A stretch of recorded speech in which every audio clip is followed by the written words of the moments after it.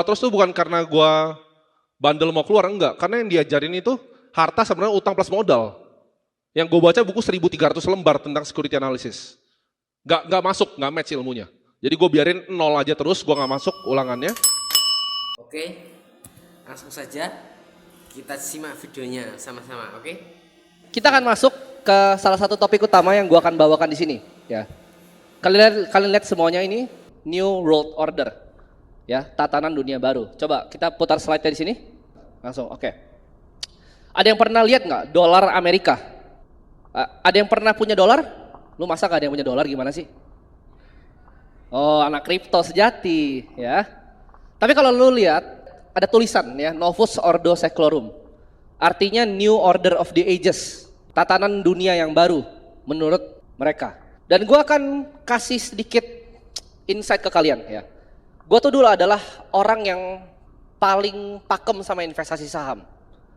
Gua adalah murid dari, ya gue bisa bilang, gue gak pernah ketemu langsung, tapi gue adalah big fan dari Warren Buffett. Kalian mungkin tanya buku investasi saham, apapun. Lu tanya Intelligent Investor, chapter 8 apa, chapter 12, gue tahu di luar kepala. Gue udah baca, zaman, ada yang sini SMP gak? SMP ada? Oh gak ada di sini SMP, di bawah umur. SMP gue udah selesai itu, security analysis. Itu 1.331 lembar. Itu udah gue makan semuanya ya.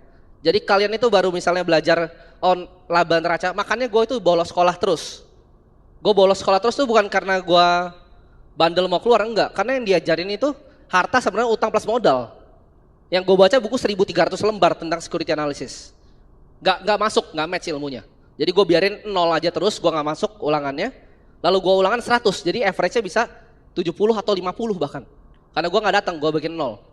Ini adalah revolusi Prancis 1794 sampai 1796. Kalau kalian tahu ya, tadi kan kalian ada lihat yang kalian lihat kayak sekte itu adalah semua yang terjadi karena fiat. Dari kita lihat fasisme Benito Mussolini, revolusi Prancis. Ini karena dia tiba-tiba pemerintahnya keluarin mata uang namanya assignat dan itu inflasi 50%. Gue cuma mau kasih tahu kalian karena sejarah itu selalu terulang ya. Gue itu kalau belajar sejarah sangat-sangat dalam. Yang Andrew bilang tadi, itu sebenarnya bahasanya adalah mosaic teori. Dimana gue ngambil dari semua ilmu, gue rangkum berdasarkan otak gue. Maksudnya apa? Contoh gini, gue bilang ke kalian ya, ada goa nih. Ada goa, di situ misalnya ada 50 kapak lonjong. Kalian mikir apa? Oh kapak lonjong ya kan. Tapi yang gue pikirkan adalah, oke, 50 kapak lonjong. Ini ada civilization di situ. Mungkin dulu mereka udah bercocok tanam di sini. Gue bisa gambarin petanya ke kalian karena dengan goa ada 50 kapak lonjong. Ilmu kalian belum nyampe, ya. Jadi itu yang gue mau bawakan di sini. Bahwa ini sejarah selalu berulang dan kalian harus berkaca pada sejarah. Gue itu kan gue bilang tadi, ya. Gue murid dari Warren Buffett dan gue sangat pakem sama investasi saham. Gue nggak pernah percaya sama investasi yang lain dan gue selalu maunya saham. Tapi gue banting setir 180 derajat karena gue tahu ini. Gue bilang thank you dulu nih, Bro Andrew waktu itu minjemin gue tempat di Holy Wings, ya. Ada yang datang? Angkat tangan coba. Banyak ya yang datang ya, lumayan. Oke. Banyak yang datang. Waktu itu di Holy Wings, ya. Ini Argentina peso to US dollar. Kalian lihat. Argentina peso to US dollar. Berapa sini? Teriak aja satu orang. Berapa? Bisa baca nggak? 232,41. Gua yakin kalian udah ada yang pegang HP tuh di belakang yang Google tuh. No. Gak usah Google, next. Lihat sekarang. Nonton videonya lagi ya, itu ada di YouTube. Gue prediksi akan sampai 800 bahkan 1000. Kalau gue ngomong ini di forum dunia ya, mungkin di Davos nanti suatu saat nanti, orang kan ketawain gue. Tapi itu beneran terjadi. Kenapa bisa terjadi? Kalian tahu gak kenapa ini bisa terjadi? Pemerintahan yang korup. Karena sistem fiat itu justru melahirkan pemerintahan yang korup. Mau di manapun. Ya, gue akan buktikan sama kalian di sini. Next. Ada yang tahu Woodrow Wilson? Ini kalian nggak lulus sejarah ya? Oh nggak, karena yang diajarin jelek sejarahnya, kurikulumnya mesti diganti. Woodrow Wilson itu adalah Presiden Amerika Serikat. Ketika Federal Reserve diciptakan dan kalian baca quotes ini, I am a most unhappy man. Dia accidentally ruin my country. A great industrial nation is now controlled by its system of credit. Ini kuncinya, its system of credit. Uang itu adalah hutang, ya. Uang adalah kredit. Our government is no longer based on the freedom of opinion, nor on the conviction and the majority decision. It is now a government which is subjected to the conviction and the compulsion of a small group of dominant men. Ini presiden Amerika Serikat. Nanti gue akan kasih beberapa presiden sebelumnya. Next. Gue akan cerita sedikit ya buat kalian yang belum kenal tentang uang itu apa. Karena di hidup kita, kalau misalkan tanya tentang cinta, ya kan? Cinta itu banyak dibuat dalam bentuk film, ya, Shakespeare, literasi. Tapi uang nggak pernah. Uang itu nggak pernah, bahkan nggak ada di kurikulum kita. Kalian diajarin akuntansi, tapi nggak diajarin apa itu uang. Jadi gue ajarin kalian tentang apa itu uang. Makanya itu new order of the ages. Gue mau kasih tau kalian uang itu apa. Zaman dulu orang udah tahu semuanya ya, ada bulu, ya kan? Transaksi bisa pakai bulu, transaksi bisa pakai macam-macam, kerang. Tapi manusia itu punya mata yang unik terhadap emas dan silver, yang bling-bling. Mereka suka sesuatu yang bling-bling. Para goldsmith ini muncul, mereka menciptakan jadi satuan koin. Kenapa satuannya koin? Karena itu bisa ditimbang, enak. Gampang ditimbang, bisa dicek purity dari emasnya. Sedangkan kerang nggak bisa, bulu nggak bisa, garam nggak bisa. Dia bisa cek purity dari emasnya. Para goldsmith ini nggak langsung berevolusi jadi pintar. Ini bisnis pertama mereka. Bisnis pertama mereka karena mereka yang ciptain emasnya, ya kan? Mereka simpen di mereka punya vault. Warga sekitarnya di Eropa lama, warga sekitarnya itu nyimpen juga emas di mereka. Jadi kalau kalian pikir sekarang mereka ini sangat bodoh zaman dulu. Mereka itu jasa penyewaan tempat emas. Itu goldsmith bisnis pertamanya. Next. Nah, mereka figure something out bahwa orang yang nyimpan emas di sana, mereka nggak pernah cek emasnya. Jadi mereka keluarkan Certificate of Deposit kepemilikan emas. Ini yang pertama di dalam sejarah dunia, ini dari Cina. Fiat pertama itu dari Cina. Mereka figure out, oke, orang belanjanya bukan pakai emasnya lagi, bahkan mereka nggak pernah cek. Sampai reception itu mungkin udah isinya laba-laba gitu, nggak pernah dicek emasnya. Mereka pikir, nah ini ada sistem pembayaran baru, yaitu kertas kepemilikan emas. Next. Akhirnya goldsmith jadi sangat kaya karena mereka punya bisnis baru, yaitu bisnisnya bukan cuma mencetak kertasnya yang ada emasnya, mereka hutangin kertasnya. Nah ini mulai asiknya di sini. Mereka mikir, gimana caranya gue cuanin lagi orang-orang bodoh ini? Mereka nggak pernah cek emasnya, kita hutangin kertas yang kita bikin di emas mereka semua. Nah kalian perhatiin kata kuncinya, emas mereka semua. Next. Jadi di Inggris ini pertama kali ada bank run. Ini bank run pertama di dunia. Orang-orangnya mikir, gila ini bankernya jadi kaya nih goldsmith. Bukan banker, goldsmith namanya dulu. Kok bisa? Gimana caranya mereka bisa jadi sangat kaya? Karena ini, bisnis meminjamkan uang fiat, bisnis meminjamkan uang, itu adalah bisnis yang paling kaya, makanya Andrew kaya. Ini gue kasih kalian gambaran yang gak ada di slide ya, tapi kalian coba visualisasi di otak ya. Ada lingkaran warna hijau sangat besar. Ya, anggap itu semua uang yang beredar, fiat. Kalian kasih titik satu aja kecil. Nah titik kecil kalian visualisasi di otak kalian ya. Besar nih warna hijau, ada titik satu kecil. Nah si titik orang kecil ini dia bangsat gitu. Dia hutangin 1% aja. Kalian tahu apa yang terjadi? Semua titik jadi hitam. Karena itu compound interest. Titik yang kecil tadi yang ngutangin orang dia akan sangat besar. Dia akan serap semua economic value dari orang yang pegang cash. Nah dari situlah bank itu diciptakan. Karena mereka ngebankran. Jadi di Inggris tua itu mereka ngebankran, mereka cek emasnya, oh beneran ada. Karena mereka belum sebangsat itu, mereka cuma pinjemin kertas yang ada emasnya. Dan emas mereka sendiri plus emas orang-orang itu. Jadi begitu orang itu datang, cek, ada, aman. Nah itu baru diciptakan sistem fractional reserve di sana nanti. Jadi ada sejarahnya kenapa ada goldsmith, ada bank, ada fractional reserve, ada federal reserve. Jadi mereka punya bisnis baru. Karena orangnya mikir gini, ya udahlah, masa gue bayar sewa sama lu? Orang itu emas gue terus lu bikin kertas. Warganya pintar karena ini jadi kaya, bankernya jadi kaya sekali. Mereka mikir, oke, lu harus kasih gue bunga sekarang. Kok gue sewa? Nah itu jadi sejarah bank. Jadilah bank seperti sekarang. Ya, ada yang bungain, ada yang kredit. Gitu. Next. Kalau kalian perhatiin, zaman-zaman mungkin kalau di Indonesia Hindia Belanda, zaman-zaman VOC itu Eropa itu butuh ekspansi yang luar biasa. Jadi mereka create hutang yang luar biasa banyak. Jadi mereka butuh create hutang. Dan government itu nggak bisa stop penciptaan untuk hutang ini. Kenapa? Karena mereka butuh ekspansi. Harus berhutang mereka untuk melakukan ekspansinya. Nggak bisa enggak. Nah di sini akhirnya diciptakan fractional reserve. Jadi pertama kali ada fractional reserve itu 1:9. Artinya setiap satu emas yang kalian punya ada 9 unit kertas. Nggak sesimpel itu, tapi intinya begitu 1:9 zaman dulu. Itu diciptakan untuk regulasi. Kenapa? Kalau enggak, bank ini akan terus menciptakan uang. Ya, Bank Indonesia itu memiliki kemampuan untuk mencetak uang dari angin. Koreksi ya Pak kalau salah. Jadi kasih tepuk tangan dulu. Di sini ada Pak Oni Wijanarko. Beliau adalah, sabar dulu, belum dikasih tahu ya kan.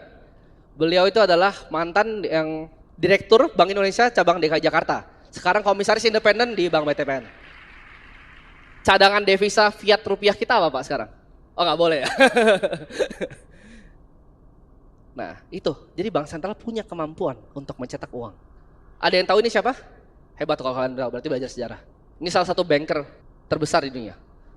I am afraid the ordinary citizen, kalian, will not like to be told that the banks can and do create money. And they who control the credit of the nation direct the policy of governments and hold in the hollow of their hands the destiny of the people. Orang yang bisa ciptakan uang, bankers ini, mereka kontrol dunia ini. Pemerintahan, sistem perputaran uang, sistem kredit, semuanya. Mereka ini paling berkuasa, mereka bisa cetak uang soalnya. Next. Nah, ini yang menarik nih. Tadi kan Woodrow Wilson, sekarang James A. Garfield. Whoever controls the volume of money in any country is absolute master of all industry and commerce. Jadi penguasa dunia itu siapa? Pemerintah? Atau yang kuasain sistem kredit? Jawabannya sistem kredit. Ada yang tahu apa yang terjadi sama James A. Garfield? Setelah dia ngomong ini? Google aja. Nah, by the way dia mati ya habis ngomong itu. Sama seperti Abraham Lincoln.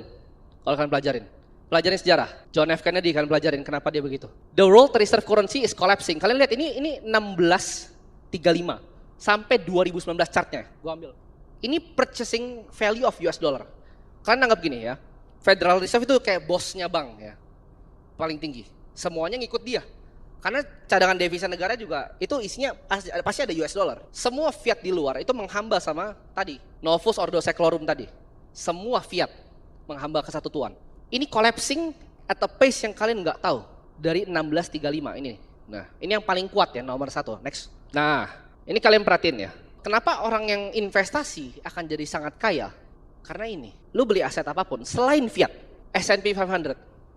Lihat real estate. Meskipun 2008 jatuh, gold, apapun selain kertas itu, kalian akan jadi kaya. Tapi uniknya, ini semua naiknya dari mana? Kan Warren Buffett dikredit karena dia dapat kenaikan ini kan. Yang kalian harus pelajarin, coba cek M2 money supply atau jumlah uang yang dicetak dengan kenaikan ini. Nanti gue tunjukin di belakang, identikal. Next.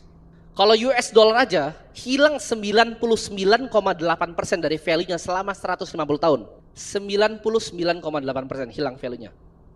Lu bagusan investasi di kaleng tuna kalau dia bisa tahan terus dibanding US dollar. Nah, ini kalau international currency ini gua nggak sebutin apa. Ada yang tahu ini apa? Nah, kan gua kecoh kalian biar pakai 0,003 tuh. Kalau ini kripto ada yang mau beli nggak? Coba angkat tangan. Ada yang tahu ini shitcoin apa? Ada yang tahu nggak? Apa? Salah. PP bukan. Bukan. Ada yang tahu ini shitcoin apa? Ada Pak Oni. Rupiah, Pak Oscar 100. Karena dia tahu ini chartnya. 0,003 itu apa? Ini rupiah. Terus kalian pakai setiap hari kalian tabung di bank.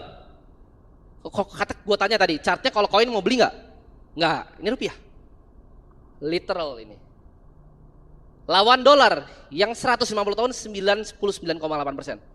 Jadi kalau misalnya konglomerat itu bisa kaya dari saham, dia yang beneran kaya, atau itu jumlah uang dicetaknya? Hayo. Kalian coba pikir. Nanti gue akan kasih tahu kalian apa yang bisa define sebagai uang. S&P itu adalah uang. Real estate di Miami itu adalah uang. Real estate di Menteng adalah uang. Next. Tapi kan lu cherry picking international currency. Lu ambil yang jelek gitu misalnya.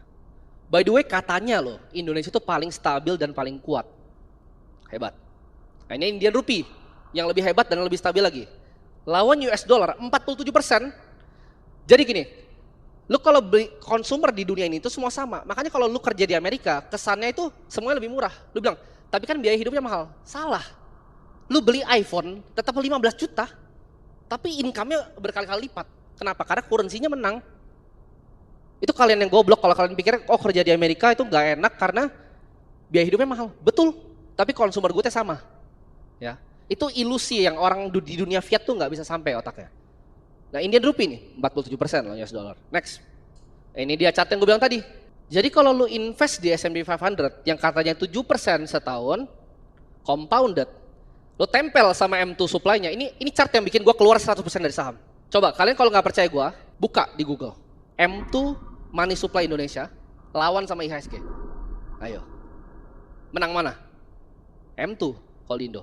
Ini di US, Global M2 Supply S&P 500. Mereka matching karena smart money-nya tahu bahwa ini adalah uang sebenarnya. Jadi matching. Next.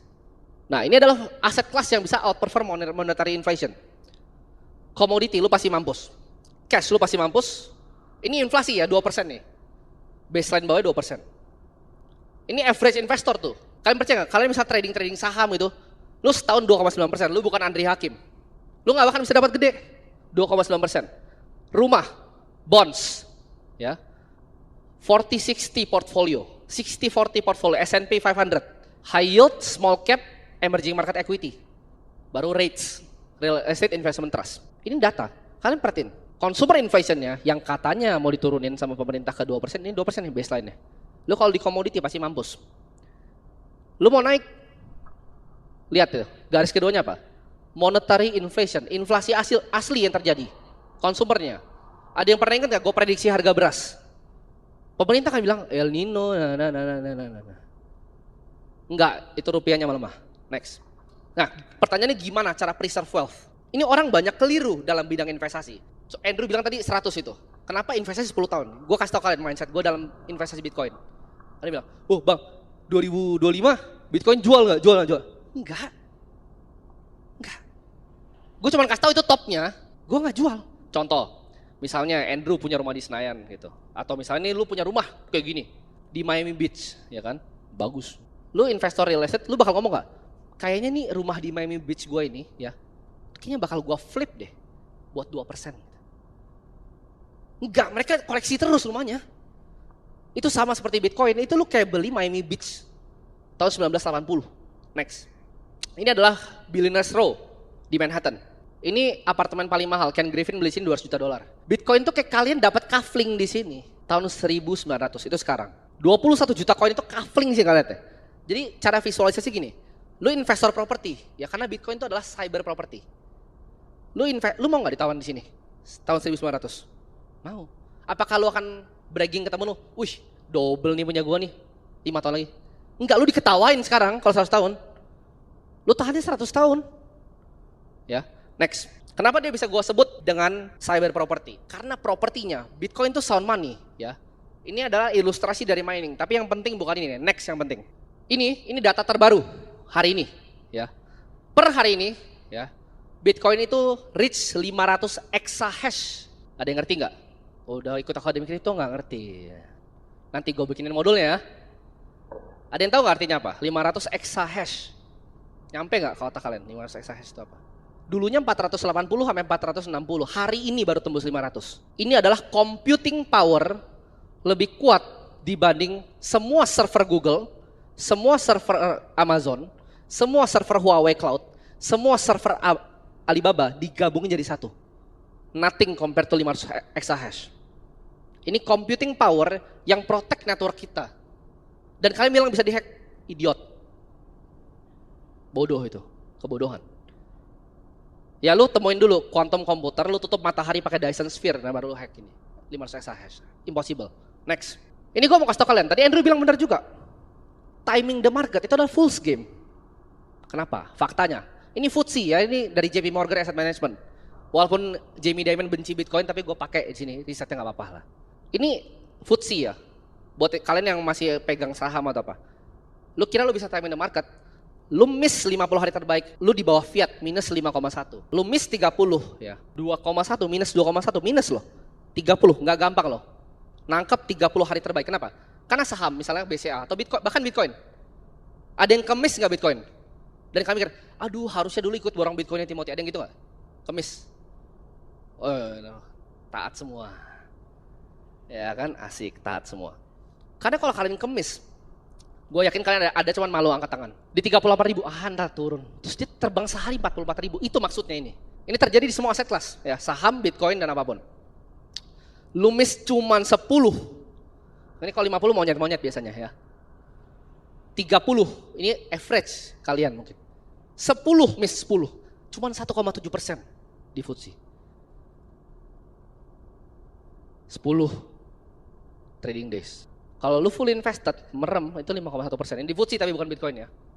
Itu adalah indeks. Hampir impossible untuk kalian bisa tahu exactly when and where.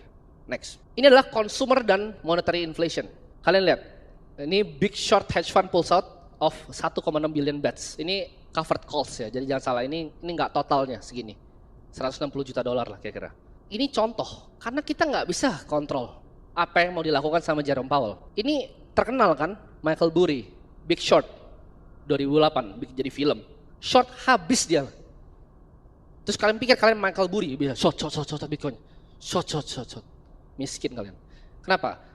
Karena shorting, kalian harus pikir pakai logika. Shorting itu downside-nya kerugian.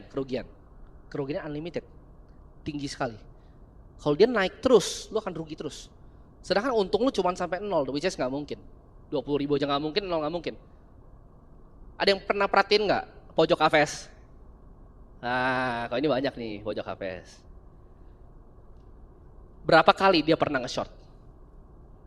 Jawabannya nggak ada. Karena itu adalah asymmetrical bet yang nggak wise untuk diambil. Next. Nah ini data yang menarik nih. Lu pikir lu bisa beat the market kan kalau di US? Kalau di Indo ini ganti pakai the magnificent banks ya. BCA, BRI, BNI dan lain-lain. IHSG cuma ditarik kan karena biasa naik. Gue masih ada, masih ingat gue. Lu tanya saham apapun, mungkin sekitar 500-600, gue masih hafal laporan keuangannya apa di kepala gue. Magnificent Seven, Meta, Amazon, Apple, Microsoft, Google, Tesla, Nvidia. Indeks returnnya plus 71%. Kalian lihat, 7 largest company itu 29% kenaikan semua marketnya. Dan lu yakin lu bisa pilih itu? Yakin kalian? Bisa pilih jarum di tumpukan jerami? Mau main saham US gitu? Nearly impossible. Kecuali lu punya edge yang hitam, black edge namanya. Baca bukunya, black edge. Cara masuk ke ruangan tertentu, cara tahu informasi tertentu. Itu gue jamin bisa cuan.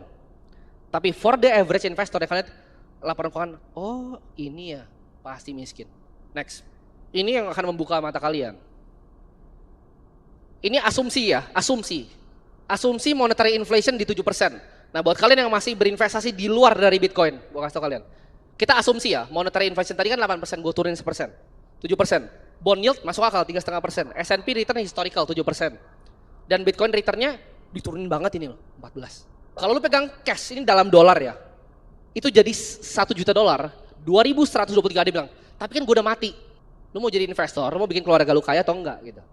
Itu jadi 977 dolar. Ya. Kalau lu beli bonds $1 juta, jadi 31.250. Kalau lu invest S&P akan sama. Kenapa? Ini asumsinya, kalian hitung aja sendiri tabel ini. Hitung sendiri. Kenapa sama? Karena itu M2 monetary inflation ya, karena ini nih, monetary inflation of 7%, S&P-nya 7%.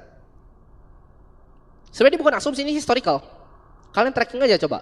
Yang tadi chart US dollar gua lawan consumer goods itu sebenarnya 8,93%. Ini salah, ini gua turunin aja. Kalau lu invest di S&P setengah, Bitcoin setengah, jadi 512 juta dolar. Lu invest semua di Bitcoin, nah 1 billion dollar. Ada yang tahu nggak? Ini kan USD ke USD ya atasnya. Cash ini USD ke USD. Ada yang tahu nggak? Kalau USD ke ARS, yang tadi Argentina gue bilang. 0,071 sen, mampus nggak lo jadi orang Argentina? Apakah itu salah mereka? Mereka kerja keras loh. Apakah itu salah mereka? Bukan. Salah siapa? Nah tadi yang tadi disebut presiden-presiden, gue nggak bisa sebut. Next. Ini adalah hal yang kalian harus tahu. Ya, purchasing power itu turun 1920 sampai 2020, 100 tahun tuh begini. Nah, ini shitcoin nomor 1. Kalau shitcoin yang nomor 99 atau ranking 70 gimana? Mau beli nggak? Mati lu. Ini turun 99% sama properti. Jadi kalau lu beli sesuatu bukan berarti lu makin kaya. Orang lain yang makin miskin yang nggak ngerti ini. Lu beli rumah di Menteng bukan rumah lu makin tinggi harganya. Apa yang terjadi? Semua orang jadi makin miskin.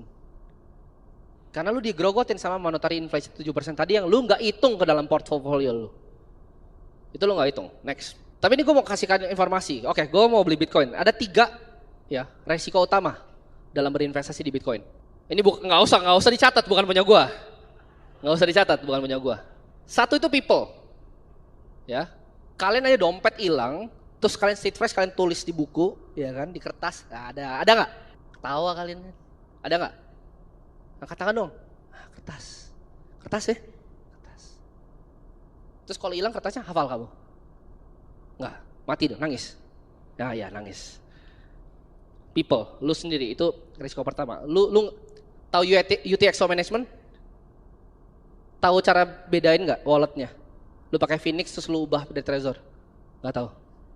Mampus lah kau. Ada yang simpen di exchange doang? Karena gini, itu exchange itu masuk ke 2 corporation, issuer, custodian atau exchanges. Ini kalian mungkin merasa ini hal yang nggak mungkin, tapi nggak ada yang too big to fail. You have to self custody your Bitcoin. Karena resiko dulu, yourself, family dicolong atau dihilangin kertasnya sama mbak lu, gitu. Karyawannya bodoh, macam-macam. 2 corporation, issuer. Lu nggak bisa percaya custodian. Walaupun tadi bahasnya regulasi, tapi ini gue akan buka secara gamblang sama kalian. Regulasi itu regulator cuma wasit. Ya. Wasit dalam permainan bola. Bolanya diambil digantiin nggak, maksudnya kagak. Tadi Pak Oscar bilang banyak exchange yang bangkrut, betul. Apakah uangnya dibagikan? Tentu tidak. Percuma, apapun regulasi itu percuma. Lo nggak bisa taruh uang lo di third party. Local dan nation states. Tadi kita bergantung banget gitu sama, oh ini pemerintah bikin ini pemerintah bikin ini. Pak Oscar tuh itu tadi salah satu materi kripto terbagus yang pernah gue dengar. Kripto tuh mulai dari pemikiran apa? Apakah pemikiran yang sentralisasi? Enggak. Ya, libertarian kripto itu. Memang ini sulit diaplikasikan. Kenapa? Karena kita lihat juga ya pemerintah kita akan sama-sama terus gitu. Seperti sekarang. Ini akan jadi 3 ya. Kenapa kalian akan kehilangan? Karena kalian harus pikirnya tadi, mau 100 tahun kan Bitcoinnya. Ada yang benar-benar ya cuma tulis di kertas gitu. Nggak multi-sig bahkan. Ada yang benar-benar cuma di kertas seed phrase-nya. Kalian tahu nggak itu seberapa rawan hilangnya? Kalian bahkan nggak hafal pun itu juga berbahaya. Nah itu ada cara-caranya yang kalian harus pelajari. Next, Bitcoin itu akan menang dari game ETF. BlackRock per detik ini harusnya 29.000 sekian. Pagi itu 26.000, sekarang sudah 29.000 Bitcoin dia udah pegang per market close. Itu $1 billion. BlackRock udah punya $1 billion Bitcoin dalam format ETF-nya. Kompetitornya siapa? SPY, ya, GLD Gold dan lainnya, BND Bonds. Next, kalian perhatiin ini, chat penting. Tadi bilang, tapi kok nggak gerak ya ETF? Kalian lihat dulu redemption Grayscale sehari berapa?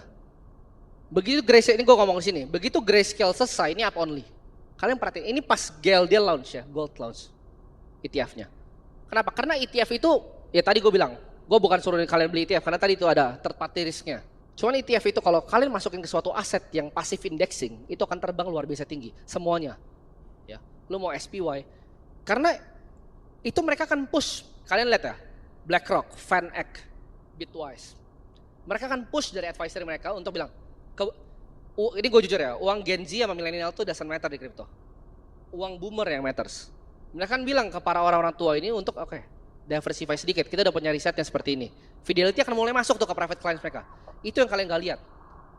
Ini akan push Bitcoin over dari $200.000. Next. Kita akan ngomong sekarang ya. Tadi kan udah tentang uang, tentang sejarahnya. Sekarang main katalisnya ada apa aja di crypto. Next. Ini prediksi gue ya. Bisa benar bisa salah. Pak Oni bisa koreksi kalau salah. Tapi Fed akan pasti cut rates. Ini gue ngomong sini. Fed pasti akan cut rates. Atau enggak kenapa? Akan terjadi hard landing. Ini nggak bisa di stay di 5. Ini Desember ya datanya ya. Nggak bisa stay di 5. Tapi ada keajaiban yang nanti gue akan bilang. Next. Stock market rally. Ini prediksi gue. Ini sebenarnya slide-nya gue bikin 2 minggu lalu. Tapi udah terjadi ya. Stock market itu pasti rally. Karena yield curve-nya steepening.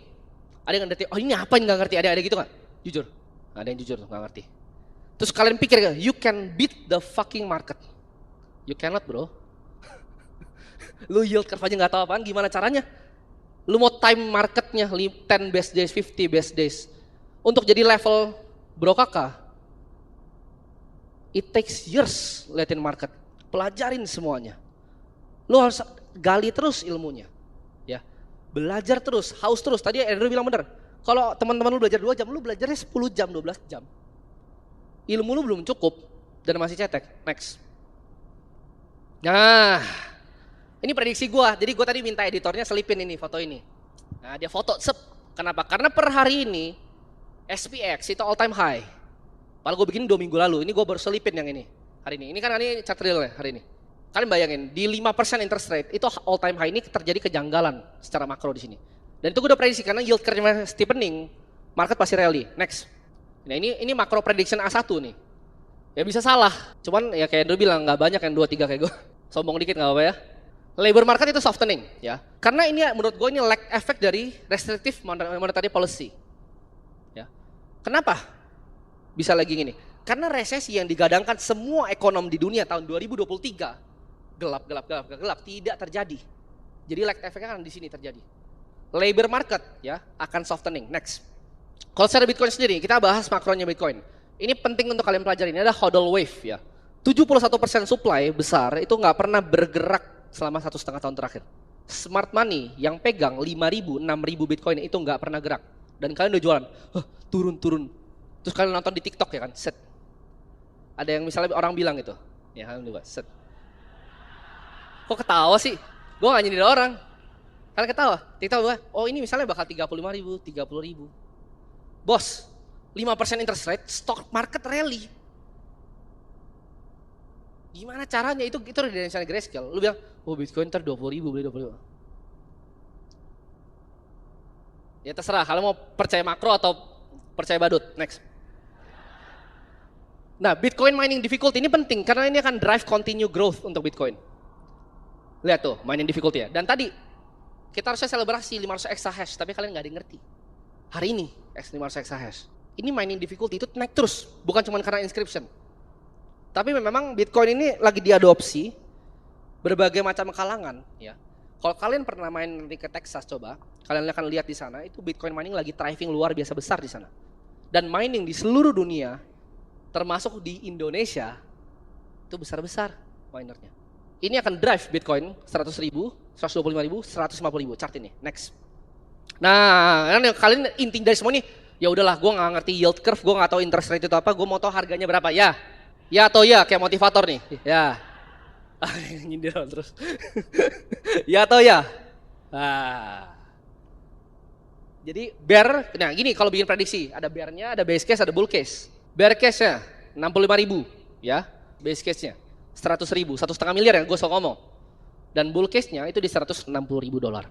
Ini prediksi gue. Kalian foto aja ya. Kalian buktiin itu chartnya nih, ini udah gue dikasih timeline-nya. Ini detail loh timeline. Itu di 2025 naik sedikit. Gue ngomong 2025 Februari dari kapan? Udah lama kan? Nah ini pasti terjadi, ya, inevitable. Next, sudah habis harusnya.